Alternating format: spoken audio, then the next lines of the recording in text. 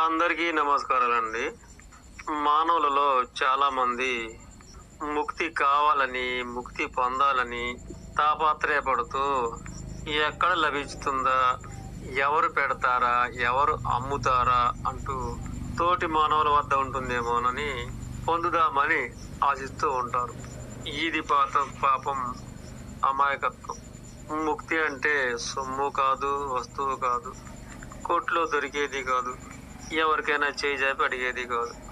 ముక్తి అంటే నాకు తెలిసి నిజానికి ముక్తి వేరే, జ్ఞానం వేరే కాదు. జ్ఞానమే ముక్తి. అంటే ఆ జ్ఞానంతోనే ఈ విశ్వ పరిశీలన సాధనం చేయడమే, అది పొందడమే ముక్తి అగును. ఈ విశ్వంలో కోటి కోట్ల నక్షత్రాలు ఉంటాయి. ఈ భూలోకాన కోటి విశ్వరాశ్యాలు ఉంటాయి. ఇక వాటికై మనము సర్వ ప్రయత్నాలతో త్యాగం చేస్తూ ఈ విచిత్ర విశ్వంలో గల ఈ భూగోళం సమస్త గ్రహాల్లోకెల్లా చాలా విచిత్రమైంది. ఎందుకంటే దీనిపైనే జీవజాతి, వృక్షజాతి మనుగడ సాగుతున్నాయి కనుక ఇది మహా విచిత్ర శక్తికి నిలయము.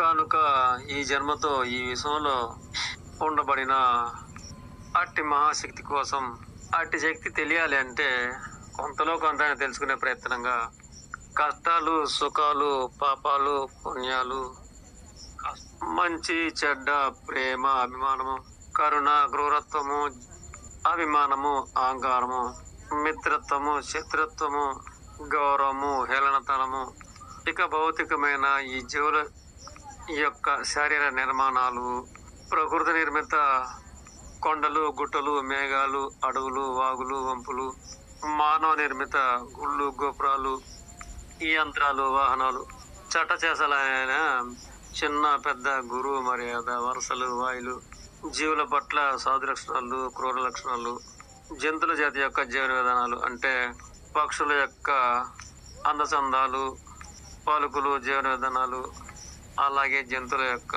రూపాలు, పలుకులు, నివాసాలు, అలాగే చేపల విధానాలు, ఈ విధంగా ఈ భూమిపై కల విచిత్ర శక్తి అటు దాని కోసం ప్రయత్నిస్తూ ఏదో ఉత్తమమైన సాధన చేస్తూ కొద్దో గొప్ప తెలుసుకోగలిగినప్పుడే అలా తెలుసుకునేదే జ్ఞానము అనగలము. అలా ఎంతో కొంత ప్రయత్నించి శోధించి సాధించినప్పుడే ఈ విధంగా అందుకోగలిగిన వాడే ఎంత అందితే అంతే శాతము జ్ఞానము పొందినట్లు.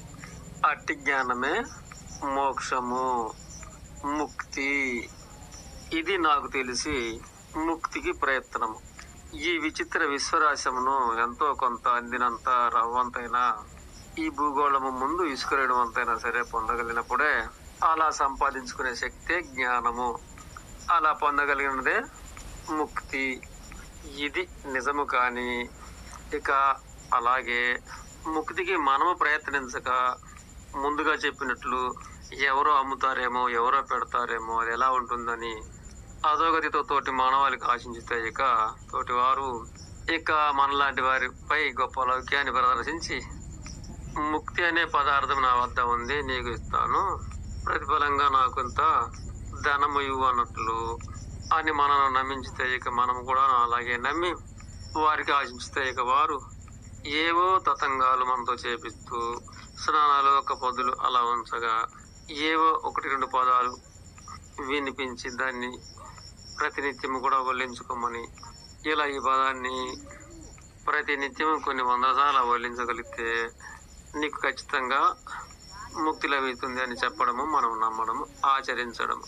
నిజంగా ఇక మనము అదే నమ్మి వారు చెప్పిన పదాన్నే ఎంతో భక్తి శ్రద్ధలతో స్నానాలు చేసి బొట్లు పెట్టుకొని వారు మనకు వినిపించిన మాటనే ఒకటికి 10 సార్లు, 100 సార్లు, 1000 సార్లు కూడా మనము వల్లించడం వల్ల ఇక ఆ విధంగానే మనము వల్లించుకుంటూ నాకు ముక్తి లభించింది అనే అధోగతి ఆనందం కూడా మనం పొందుతాం.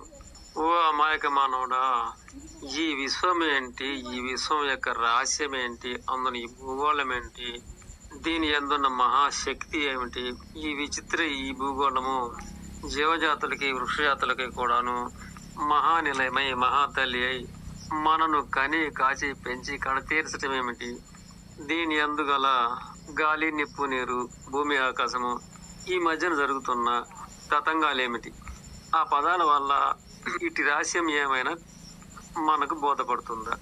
ఇది ఖచ్చితంగా మోసమే కదా. ఈ విశ్వ రహస్యానికి మంత్రమని నమ్ముతూ వాగే ఆ మాటలకి ఎంతవరకు సంబంధం కలదు?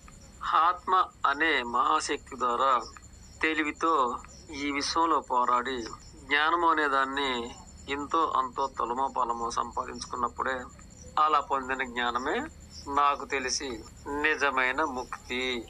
అలాగాక కళ్ళు మూసుకొని ఈ విశ్వమేమిటో అణు మాత్రం కూడా పరిశీలన ప్రయత్నం చేయకుండా ఏదో వాగుకుంటూ కూర్చుంటే ఈ విశ్వరాశ్యాన్ని పొందుతామా? ఇకనైనా సరే అటువంటి విధానాన్ని మార్చుకుంటేనే, వీలైనంత వరకు విశ్వంలో పయనించగలిగితేనే జ్ఞానము అనబడే ముక్తిని పొందగలము. తప్పు అనుకుంటే క్షమించండి.